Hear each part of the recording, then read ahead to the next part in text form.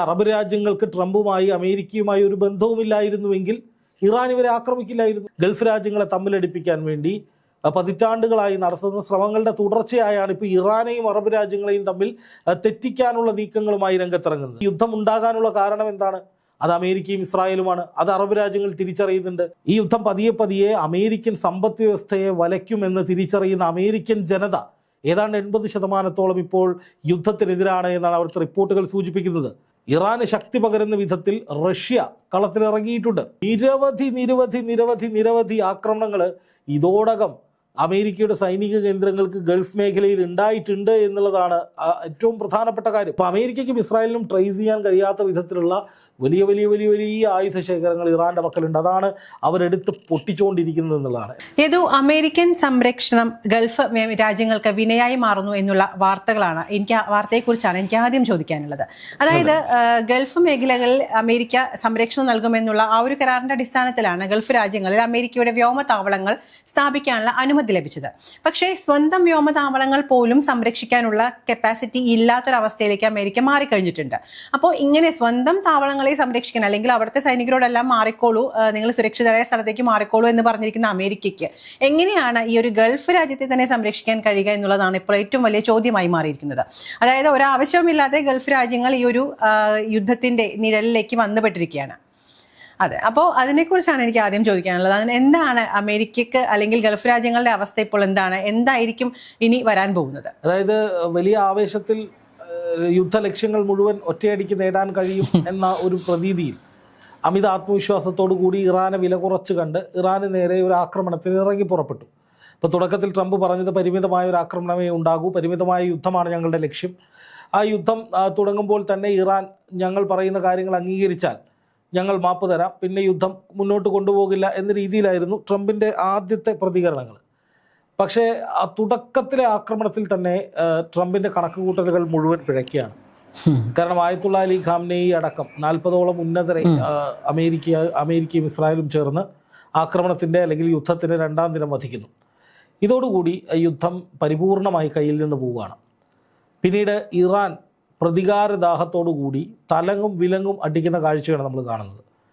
അപ്പോൾ മുതൽ ഇറാൻ ഒരൊറ്റ നിലപാടേ ഉള്ളൂ, ഈ യുദ്ധത്തിൽ നിന്ന് എന്തു വന്നാലും ഞങ്ങൾ പിന്നോട്ട് പോകില്ല.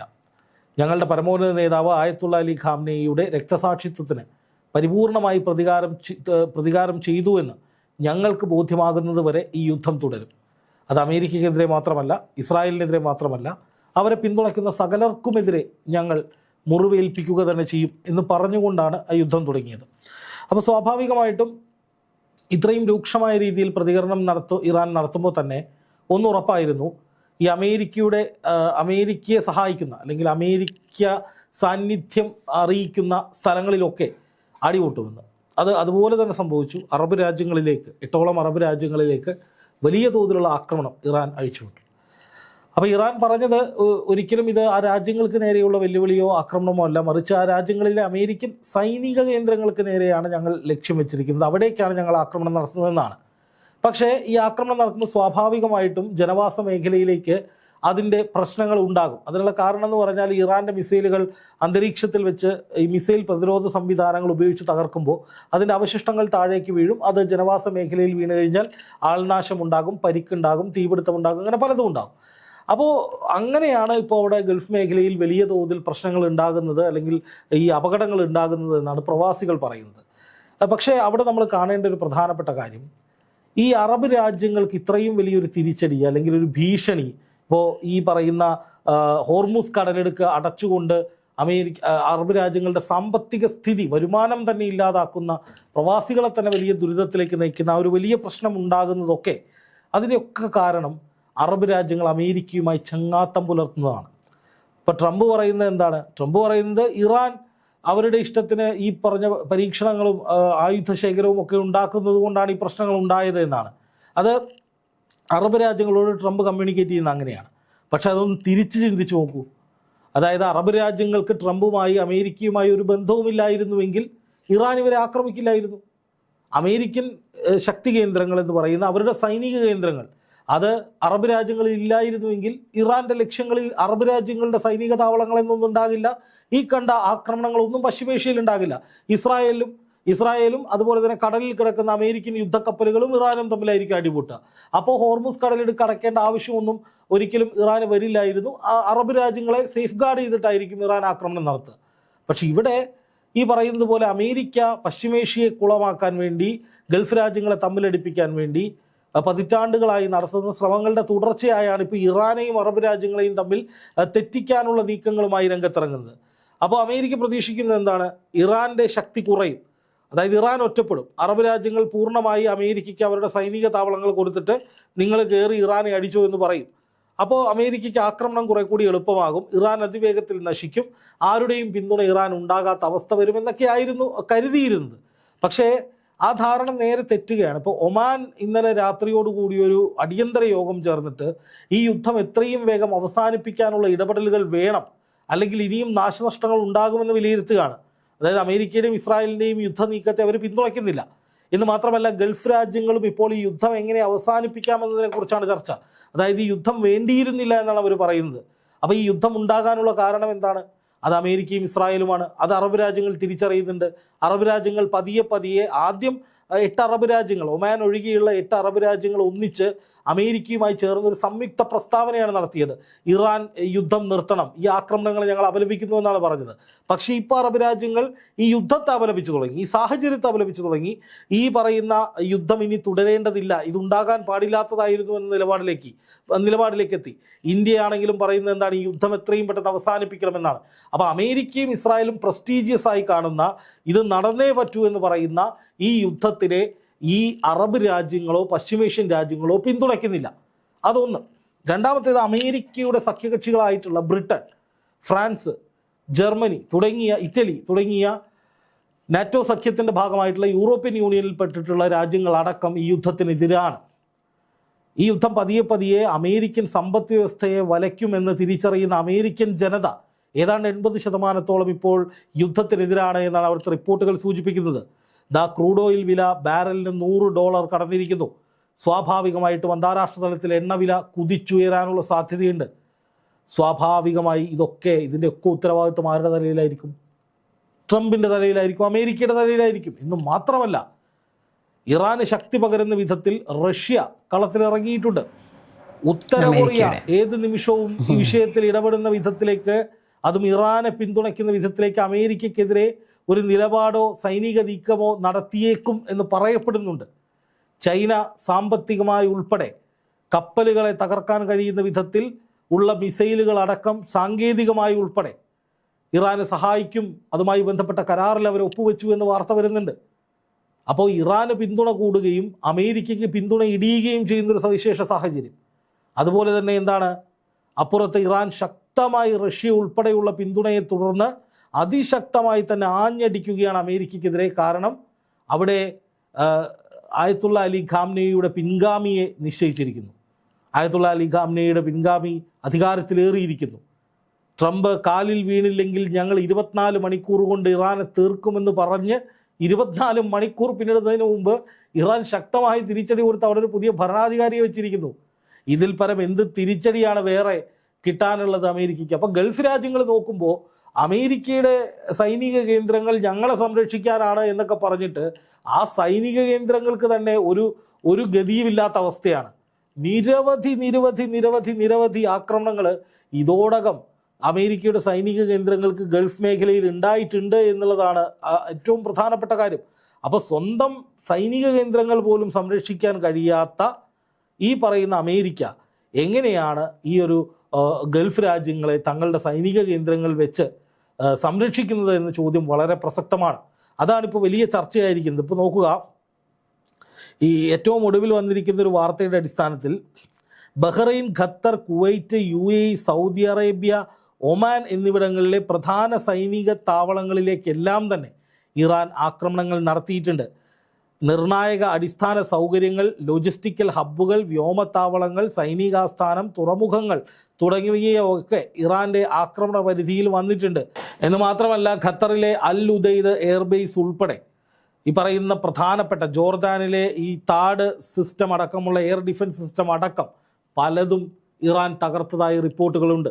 അപ്പോൾ അമേരിക്കയുടെ ഇന്ധനങ്ങൾ കുറയുന്നു, അവരുടെ പ്രതിരോധശേഷി കുറയുന്നു, പിന്തുണ കുറയുന്നു, അവരുടെ സൈനിക കേന്ദ്രങ്ങൾ തകരുന്നു. ഇതൊക്കെ ഒരു വശത്ത് ഇറാൻ ഒപ്പിച്ചു വയ്ക്കുന്ന പണിയാണ്. മറുവശത്ത് അമേരിക്ക പറയുന്നു ഇറാൻ്റെ 80% ആയുധങ്ങൾ തീർന്നു. തൊട്ടടുത്ത നിമിഷം ഒരു സൈനിക കേന്ദ്രത്തിലേക്ക് ആക്രമണം നടത്തി 21 പേരെയാണ് ഇറാൻ വധിക്കുന്നത്. ഇസ്രായേൽ പറയുന്നു 90% ഇറാൻ്റെ സൈനിക ശേഷി തീർന്നു, മിസൈൽ ലോഞ്ചർ ശേഷി തീർന്നു. അടുത്ത നിമിഷം ഇസ്രായേലിലേക്ക് ഡസൻ കണക്കിന് ക്ലസ്റ്റർ ബോംബ് വീണ് അവിടെ വലിയ നാശനഷ്ടങ്ങൾ ഉണ്ടാവുകയാണ്. അപ്പോൾ അമേരിക്ക എപ്പോഴൊക്കെ ഇറാനെ വില കുറച്ച് കാണുന്നു, ഇറാനെ അണ്ടർ എസ്റ്റിമേറ്റ് ചെയ്യുന്നു, ഇറാൻ തകരുന്നു എന്ന് പറയുന്നു, ആ സമയങ്ങളിലൊക്കെ പുതിയ പുതിയ പുതിയ യുദ്ധനീക്കങ്ങളുമായി ആക്രമണങ്ങളുമായി ഇറാൻ ശക്തമായി തിരിച്ചടിക്കുന്നു എന്നുള്ളതാണ് ഇതിൽ നമ്മൾ കാണേണ്ട ഏറ്റവും പ്രധാനപ്പെട്ട വസ്തുത. ഏതു സൂചിപ്പിച്ചതുപോലെ തന്നെ അമേരിക്കയ്ക്കുള്ളൊരു പിന്തുണ വളരെ നമുക്ക് കാണുന്ന രീതിയിൽ തന്നെ കുറയുകയാണ്. പശ്ചിമേഷ്യൻ രാജ്യങ്ങളുടെ പിന്തുണ ലഭിക്കുന്നില്ല.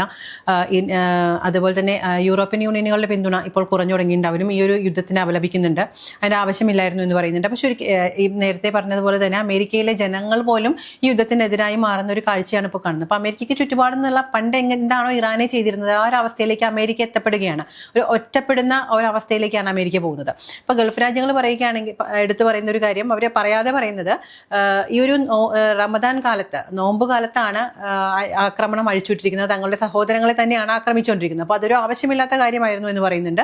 അത് ശരിയാണ് എന്ന് സൂചിപ്പിക്കുന്നത് തന്നെയാണ്. ഇത്തരത്തിലൊരു ജനവാസ മേഖലയിൽ പോലും മിസൈലുകൾ വീണ് ജനങ്ങൾക്ക് ആപത്ത് സംഭവിക്കുമ്പോഴും ഈ ഭരണകൂടം, ഈ ഗൾഫ് മേഖലയിൽ അപകടമുണ്ടായിട്ടുള്ള സ്ഥലങ്ങളിലെ ഒരു ഭരണകൂടവും ഇതിനെതിരെ പ്രതികരിക്കുന്നില്ല എന്നുള്ള വസ്തുത സത്യമാണ്. നമുക്കത് മനസ്സിലാക്കാൻ കഴിയുന്ന കാര്യമാണ്. അല്ലെങ്കിൽ തിരിച്ച് നമ്മളുടെ ഒരു നമുക്ക് ഇഷ്ടമില്ലാത്തൊരു സ്ഥലത്ത് ഒരാളാണ് നമ്മൾ ആക്രമിച്ചെങ്കിൽ തിരിച്ച് ഉറപ്പായും നമ്മൾ തിരിച്ചാക്രമിക്കുമായിരുന്നു. അല്ലെങ്കിൽ ഏതെങ്കിലും തരത്തിലുള്ള ഒരു എന്തെങ്കിലും പറയുകയെങ്കിലും ചെയ്യുമായിരുന്നു. അത് ശരിയായില്ല, അങ്ങനെ എന്തെങ്കിലും പറയുകയും അത്തരത്തിലൊന്നും ഗൾഫ് മേഖലകളിൽ നിന്നും വന്നിട്ടില്ല.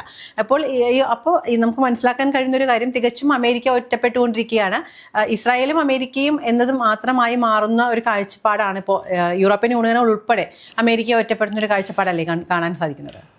തീർച്ചയായിട്ടും അങ്ങനെ തന്നെ പറയേണ്ടി വരും. എന്ന് മാത്രമല്ല, ഇപ്പോൾ ഈ ഗൾഫ് രാജ്യങ്ങൾ ഇതിൽ ഈ അമേരിക്കയ്ക്കും അനുകൂലമായി നിലപാട് സ്വീകരിക്കുന്നത്, അല്ലെങ്കിൽ ഈ അമേരിക്കയ്ക്ക് അനുകൂലമായിട്ടല്ല, അമേരിക്കയെ തള്ളി പറയാൻ മടിക്കുന്നതിൻ്റെ ഒരു കാരണമെന്ന് പറഞ്ഞാൽ അമേരിക്കയുമായി ഒരുപാട് വ്യാപാര കരാറുകളുണ്ട്, പലതരത്തിലുള്ള നയതന്ത്ര ബന്ധങ്ങളുണ്ട്. അപ്പോൾ ഈ ഒരു യുദ്ധത്തിൻ്റെ പേരിൽ അത് മുഴുവൻ താറുമാറാക്കാൻ അറബ് രാജ്യങ്ങൾ ആഗ്രഹിക്കുന്നില്ല. എന്ന് മാത്രമല്ല, അറബ് രാജ്യങ്ങളിൽ ഇപ്പോൾ ഇറാനും തുർക്കിയും ഒക്കെ ഒഴികെയുള്ള മറ്റ് സകല രാജ്യങ്ങളും സമാധാനപരമായിട്ട് പോകാൻ ആഗ്രഹിക്കുന്ന രാജ്യങ്ങളാണ്. ഒരു യുദ്ധത്തിലേക്കോ അല്ലെങ്കിൽ ഏതെങ്കിലും തരത്തിലുള്ള വലിയ വെല്ലുവിളികളിലേക്കോ ഒന്നും പോകുന്ന ആളുകളല്ല.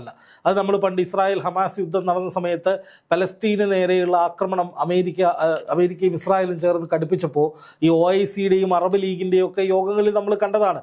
കുഴിമന്തി കഴിച്ച് ടാറ്റ കൊടുത്ത് പോകുന്നതല്ലാതെ അതിൽ പരം കടുത്ത നിലപാടുകളിലേക്കൊന്നും നടപടികളിലേക്കൊന്നും അവർ പോകാത്ത ഒരു സാഹചര്യം ഉണ്ടായിരുന്നു. പക്ഷേ ഇപ്പോൾ എന്താണെന്ന് വെച്ച് കഴിഞ്ഞാൽ ഗൾഫ് രാജ്യങ്ങൾ ഒറ്റക്കെട്ടായി നിൽക്കേണ്ടതിൻ്റെ ഒരു ആവശ്യകതയെക്കുറിച്ച് ഇറാൻ നിരന്തരം ഓർമ്മിപ്പിച്ചുകൊണ്ടിരിക്കുകയാണ്. കാരണം പാശ്ചാത്യ ശക്തികൾ ഒരു രാജ്യത്തിൻ്റെ പരമാധികാരത്തിലേക്ക് കടന്നു കയറി ആ രാജ്യത്തിൻ്റെ ഭരണാധികാരികളെ കൊലപ്പെടുത്തി ഭരണം പിടിക്കാനുള്ള നീക്കങ്ങൾ ഒക്കെ നടത്തി വിജയിക്കാനുള്ള ശ്രമങ്ങൾ നടത്തുമ്പോൾ വെനസ്വേല കഴിഞ്ഞു, ഇറാനിലേക്ക് പോകുന്നു, ഇറാനിൽ നിന്ന് ക്യൂബയിലേക്ക് പോകുന്നു എന്ന് പറയുന്നു. ഇനി നാളെ അത് UAEയിലേക്കോ ഖത്തറിലേക്കോ സൗദിയിലേക്കോ കുവൈറ്റിലേക്കോ ആയാൽ എന്ത് ചെയ്യും എന്നുള്ളൊരു പ്രധാനപ്പെട്ട ചോദ്യം ഇവിടെ നിൽക്കുന്നുണ്ട്. ഇപ്പോൾ ട്രംപും അമേരിക്കയും ഇസ്രായേലും ഒക്കെ തീരുമാനിക്കുന്ന വിധത്തിൽ പശ്ചിമേഷ്യയിൽ ആര് ഭരിക്കണം, ആര് പോകണം, ആര് മരിക്കണം എന്നൊക്കെ അവരാണ് തീരുമാനിക്കുന്നത് എന്ന നിലയിലേക്ക് ഒരു കീഴ്വഴക്കം ഉണ്ടായാൽ അത് ആർക്കും നാളെ ഭീഷണിയാകുമെന്ന വ്യക്തമായ സന്ദേശമാണ് ഇറാൻ മുന്നോട്ട് വയ്ക്കുന്നത്. അതിനിടയിൽ ഇപ്പോൾ ഈ വാഷിങ്ടൺ പോസ്റ്റ് എന്ന് പറയുന്ന അമേരിക്കൻ മാധ്യമം ഒരു പ്രധാനപ്പെട്ട റിപ്പോർട്ട്, അതായത് അമേരിക്കൻ സൈനിക ഉന്നതരെ ഉദ്ധരിച്ചുകൊണ്ട് പുറത്തുവിട്ടിട്ടുണ്ട്. അതിൽ അവർ പറയുന്നത് അമേരിക്കൻ സൈനിക ലക്ഷ്യങ്ങളിലേക്ക് കൃത്യതയാർന്ന ആക്രമണം നടത്താൻ ഇറാന് കഴിയുന്നുണ്ട് എന്ന് അമേരിക്ക തന്നെ സമ്മതിക്കുന്നുവെന്നാണ് വാഷിങ്ടൺ പോസ്റ്റ് പറയുന്നത്. റഷ്യൻ ഇൻ്റലിജൻസ് വിവരങ്ങളും ടെക്നോളജിയും വ്യാപകമായി ഇറാന് ലഭിച്ചിട്ടുണ്ട്. അതുകൊണ്ട് തന്നെ അവർക്ക് വളരെ പ്രിസൈസ് ആയിട്ടുള്ള കൃത്യതയാർന്ന ആക്രമണങ്ങൾ ഇറാന് നടത്താൻ കഴിയുന്നുണ്ട്. അതുമൂലം അമേരിക്കയുടെ വിമാനവാഹിനി കപ്പലുകൾ പോലും പലതവണ ആക്രമിക്കപ്പെടുന്ന സാഹചര്യം ഉണ്ടായിട്ടുണ്ട്. ഇറാനെ പേടിച്ച് ഇന്ത്യൻ മഹാസമുദ്രത്തിലെ വിമാനക്കപ്പൽ ഇപ്പോൾ അമേരിക്കയിലേക്ക് കൊണ്ടുപോകേണ്ട അവസ്ഥയാണ് എന്ന് വരെയുള്ള വിലയിരുത്തലുകൾ പല മാധ്യമങ്ങളും നടത്തുന്നുണ്ട്. നോക്കുക, USS Abraham Lincoln, Gerald Ford എന്നൊക്കെ പറയുന്ന വലിയ വലിയ കടിച്ചാൽ പൊട്ടാത്ത പേര് വിട്ടിട്ടുള്ള കപ്പലുകൾ കൊണ്ടുവന്നിട്ട് ഈ കപ്പലുകൾ കുറേ ദിവസം കടലിൽ വെറുതെ ഇട്ട് ഈ പറയുന്ന സൈനികരെ അവിടെ വെറുതെ തളച്ചിട്ടിട്ട് അവർ മീൻപിടുത്തം പരിപാടികളൊക്കെ ആയിട്ട് അവിടെ വെറുതെ ഇരിക്കുന്നൊരവസ്ഥ ഉണ്ടാക്കിയിട്ട് ഒടുവിൽ ഈ കപ്പലുകൾ തിരിച്ചു കൊണ്ടുപോകണമെന്നാണ് ഇപ്പോൾ വരുന്ന വാർത്ത. ഇപ്പോൾ കഴിഞ്ഞ ദിവസം ടൈംസ് ഓഫ് ഇന്ത്യ പറഞ്ഞത് ഈ കപ്പലുകൾ അവിടെ നിന്ന് പോയിട്ടുണ്ട്, ഇതിൽ കാണുന്നില്ല എന്ന നിലയിലുള്ള റിപ്പോർട്ട് ഞാൻ കഴിഞ്ഞ ദിവസം കണ്ടിരുന്നു. അപ്പോൾ റഷ്യയുടെയൊക്കെ ഇത്രയും വലിയ പിന്തുണ ഇറാന് ലഭിക്കുമ്പോൾ അമേരിക്കയുടെ കേന്ദ്രങ്ങൾ കൃത്യമായി തകർക്കാനും ഇസ്രായേലിന് നേരെ കടുത്ത ആക്രമണങ്ങൾ നടത്താനും ഒക്കെ ഇറാന് സാധിക്കുന്നുണ്ട്. അപ്പോൾ അതുകൊണ്ട് തന്നെ ഒരിക്കലും നമുക്ക് എന്താ പറയുക, ഈ ഇറാൻ പൂർണ്ണമായി തകരുന്നു, പൂർണ്ണമായി കീഴടങ്ങുന്നു, ഇല്ലാതാകുന്നു എന്ന അമേരിക്കയുടെയും ഇസ്രായേലിൻ്റെയും വാദം വിശ്വസിക്കാൻ കഴിയില്ല.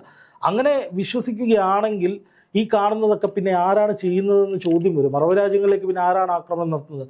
അമേരിക്ക പലപ്പോഴായി കഴിഞ്ഞ 3 ദിവസമായി പറഞ്ഞുകൊണ്ടിരിക്കുന്നത് ഇറാനിന് മിസൈലുകൾ വിക്ഷേപിക്കാൻ കഴിയില്ല, അവരുടെ മിസൈൽ ലോഞ്ച് പാഡുകൾ പൂർണ്ണമായി തകർത്തു, അവരുടെ ഈ പറയുന്ന ഈ മിസൈലുകളുടെ ശേഖരം തകർത്തു എന്നൊക്കെയാണ്, ആയുധപ്പുരകൾ തകർത്തു എന്നൊക്കെ പറയുമ്പോൾ അമേരിക്കയും ഇസ്രായേലും ഇങ്ങനെ നിരന്തരമായി അവകാശപ്പെടുമ്പോൾ മറുവശത്ത് തുടർച്ചയായ ആക്രമണങ്ങൾ, ക്ലസ്റ്റർ ബോംബുകൾ ഉൾപ്പെടെയുള്ള പുതിയ തലമുറ ആയുധങ്ങളൊക്കെ അവരെടുത്ത് പ്രയോഗിക്കുകയാണ്. അപ്പോൾ അമേരിക്കയ്ക്കും ഇസ്രായേലിനും ട്രേസ് ചെയ്യാൻ കഴിയാത്ത വിധത്തിലുള്ള വലിയ വലിയ വലിയ വലിയ ആയുധ ശേഖരങ്ങൾ ഇറാൻ്റെ പക്കലുണ്ട്. അതാണ് അവരെടുത്ത് പൊട്ടിച്ചുകൊണ്ടിരിക്കുന്നത് എന്നുള്ളതാണ്. എന്തായാലും ഇപ്പോഴത്തെ സാഹചര്യത്തിൽ ഗൾഫ് രാജ്യങ്ങൾ അമേരിക്കയ്ക്കെതിരെ, ട്രംപിനെതിരെ തിരിയാനുള്ള സകല സാധ്യതയുമുണ്ട്. ഇറാൻ്റെ ആ സമ്മർദ്ദതന്ത്രം, അതായത് എണ്ണയിൽ പിടിച്ചുള്ള സമ്മർദ്ദതന്ത്രം, ഗൾഫ് രാജ്യങ്ങളിലെ സൈനിക കേന്ദ്രങ്ങൾ ആക്രമിച്ചുകൊണ്ടുള്ള സമ്മർദ്ദതന്ത്രമൊക്കെ വിജയിക്കുന്ന നിലയിലേക്ക് കാര്യങ്ങൾ നീങ്ങുന്നു എന്ന് വേണം വിദ്യ മനസ്സിലാക്കാൻ.